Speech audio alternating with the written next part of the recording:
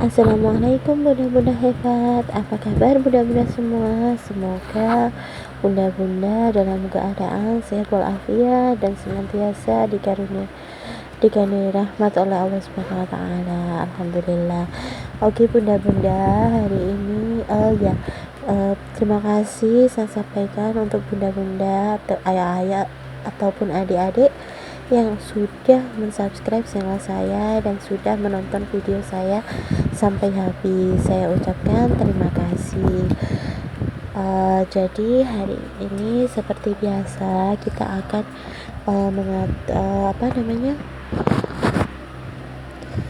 akan membuat perencanaan keuangan, jadi budgeting keuangan rumah tangga. Dan di sini kondisinya berbeda ya bunda-bunda dengan video saya yang sebelumnya. Di sini itu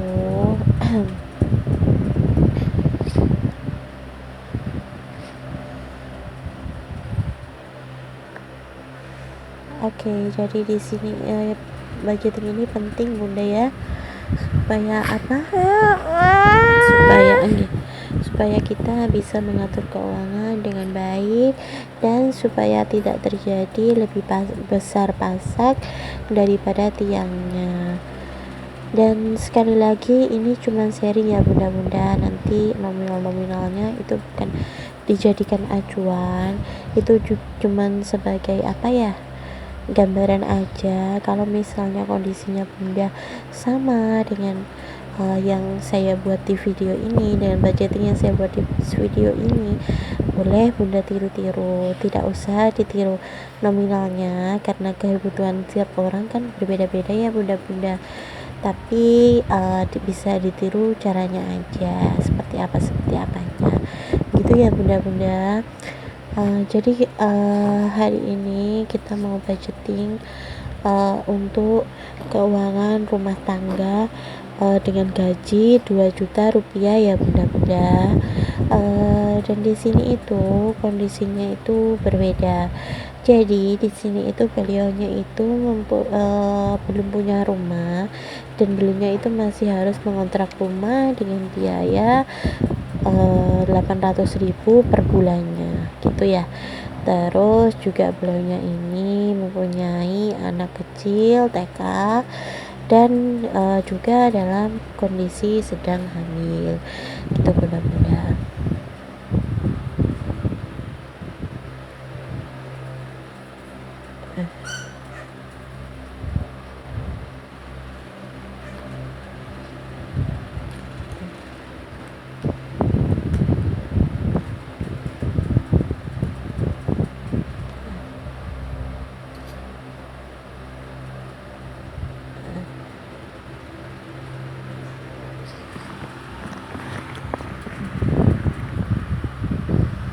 Memang membuat budgeting ini agak-agak susah dianggap susah juga susah, dianggap mudah juga mudah ya bunda-bunda. Tapi ya kembali, kalau misalnya kita nggak ngatur budgeting kayak gini, itu ya uang berapapun yang kita dapatin juga nggak akan cukup gitu, terasanya kurang aja. Makanya perlu adanya budgeting seperti ini supaya kita tuh bisa tahu, oh ini uang untuk ini gitu, jadi enak gitu loh bunda. Soalnya kan terkadang ya pengalaman saya sendiri sih waktu itu pakai budgeting ya bunda-bunda, itu banyak pun gaji yang kita terima banyak pun itu rasanya tuh habis saja. Uang ini habisnya kemana kita juga nggak tahu gitu. Jadi kayak uang itu kayak, ya benar sih yang orang bilang untuk numpang lewat aja kalau kita nggak buat budgeting, itu bener banget. Dan itu memang saya juga mengalaminya seperti itu sebelumnya, tapi sekarang alhamdulillah saya udah rutin budgeting keuangan saya sendiri tuh sudah saya buat, dan alhamdulillah juga udah ada sedikit-sedikit tabungan gitu. Kalau dulu itu memang susah bunda-bunda untuk nabung itu, nabung itu ya ada sih, tapi juga ujung-ujungnya ya kepake lagi gitu kan. Soalnya memang kita masih belum itu belum belum buat budgeting gitu. Jadi apa sih budgeting gitu, waktu itu seperti itu, nggak apa, kayak ribet aja gitu. Tapi ternyata setelah tahu manfaatnya itu ya memang bermanfaat banget gitu bunda-bunda. Nah di sini itu ada biaya-biaya.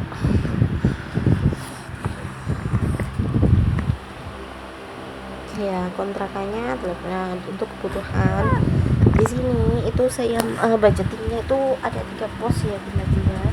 Jadi pos pertama itu untuk kebutuhan, pos yang kedua untuk apa, sedekah ya, aduh, kemudian yang pos ketiga itu untuk hiburan. Pos kedua itu, jadi maaf, itu kebutuhan, tabungan, habis itu sama yang ketiganya itu hiburan. Nah di kebutuhan ini seperti biasa ya, harus kita masukkannya itu kebutuhan-kebutuhan yang memang harus kita penuhi, yang harus kita bayarkan. Nah di sini itu kebutuhannya kebetulan adalah kontrakannya senilai 800.000 per bulannya, itu wajib ya bunda-bunda. Soalnya kan ya kalau nggak dibayar kita nggak bisa nerusin kontrakannya dong kan. Nah seperti itu. Kemudian listriknya itu dibudgetin 100.000 aja. Kemudian untuk SPP anak ini biasanya normalnya ya sekitar 135.000 ini ya, 100 iya. Kemudian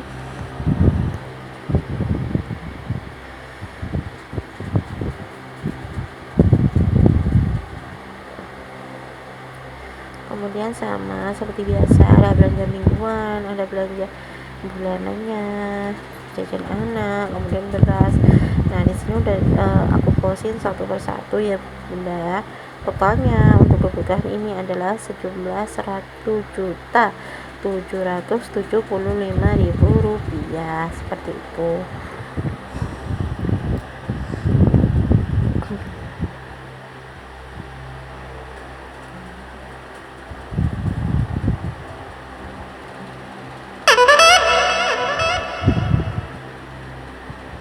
Nah ini untuk yang pos kedua itu adalah pos untuk tabungan. Jadi kalau tabungan ini penting ya bunda-bunda, berapapun yang kita dapatkan itu bisa sebisa mungkin lah kita ngisihin untuk tabungan. Jadi berapapun itu, karena tabungan ini benar-benar bermanfaat untuk kita kedepannya. Kalau misal toh ada kebutuhan mendadak, nah kita kan masih ada uang tabungan. Di sini pos untuk tabungannya aku bagi dua, jadi untuk dana darurat sama untuk yang tabungan. Jadi beda ya, kalau dana darurat kan yang benar-benar darurat, tabungan kalau bisa sih nggak diambil lagi gitu, kalau budgeting menurut saya ya. Nah jumlahnya itu seperti itu bunda.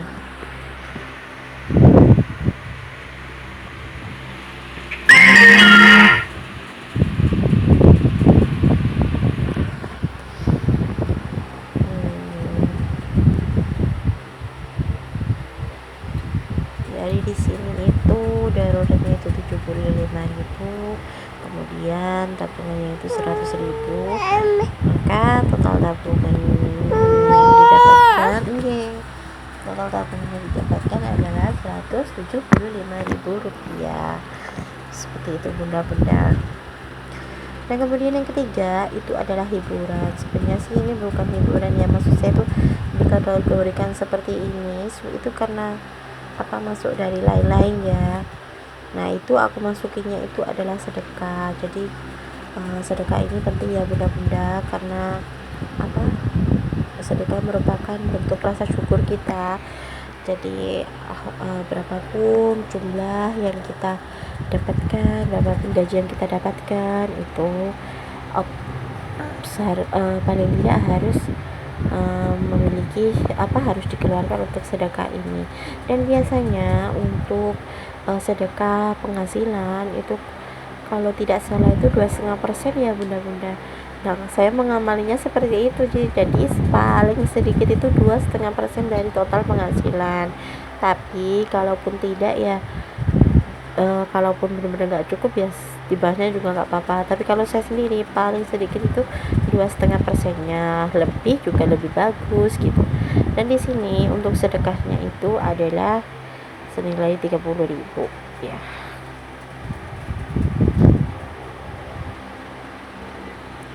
Ini jadi seperti itu ya Bunda, budgetingnya untuk gaji 2 juta dengan kondisi seperti yang sudah saya sebutkan tadi, yaitu mengontrak rumah, punya anak kecil yang masih TK, dan kemudian untuk yang sedang, dan beliaunya juga sedang hamil.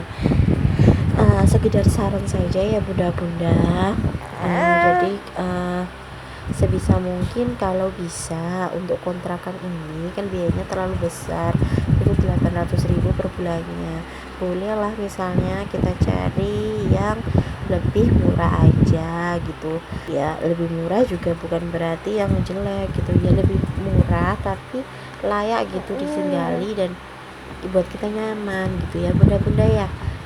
Terus kemudian yang kedua itu bisa juga Bunda-Bunda itu mencari penghasilan tambahan yang sekiranya itu bisa dikerjakan di rumah, karena sambil ngomong si bocil, jadi sambil ngomong anak-anak kita gitu. Nah, seperti apa yang bisa dikerjakan di rumah? Ya banyak ya Bunda. Misalnya jualan pulsa kan nggak harus ada counter juga. Kita labelin aja itu di depan rumah jual pulsa gitu. Nanti orang juga pada tahu gitu kan. Kemudian yang kedua itu kita juga bisa menjadi dropshipper. Nah, dropship ini kan nggak harus modal ya Bunda-Bunda. Jadi kita cuman jadi marketnya, jadi pemasarnya aja ya gitu. Jadi kita nggak pakai ngemas, kita nggak pakai keluar modal, nggak pakai repot. Cuman kalau ada orang pesan, kita tinggal pesan ke suppliernya dan suppliernya yang ngirim gitu kan. Jadi ini lebih simple. Nah, kemudian yang ketiga itu contohnya juga kita bisa jualan makanan di depan rumah ya Bunda-Bunda. Ya makanannya nggak harus juga makanan yang ribet, karena kita juga ada anak kecil kan. Makanannya misalnya snack anak gitu yang biasanya disukai anak-anak, kayak papeda, cilung, somai, sempol, apa-apa gitulah. Itu yang biasanya memang anak-anak suka gitu, bisa Bunda-Bunda jual di depan rumah, karena toh itu juga waktunya juga nggak ditentuin, jadi bebas gitu kan, punya kita sendiri, jadi bebas-bebas aja. Jadi gitu ya Bunda, saran dari saya, semoga bermanfaat untuk Bunda-bundanya. Terima kasih karena Bunda-Bunda sudah menonton video ini sampai habis. Semoga apa yang saya sampaikan bermanfaat untuk Bunda-Bunda ya. Gini Bunda-Bunda, ambil baiknya dan jangan diambil yang tidak baiknya gitu ya. Terima kasih karena sudah menonton video ini. Saya sampaikan minta maaf jika saya ada salah-salah kata ataupun mungkin kata-kata saya yang menyinggung Bunda-Bunda sekalian. Saya mohon maaf yang sebesar-besarnya. Terima kasih Bunda-Bunda. Untuk Bunda-Bunda yang belum subscribe, mohon dukungannya untuk subscribe channel ini supaya channel ini bisa berkembang lebih baik ke depannya.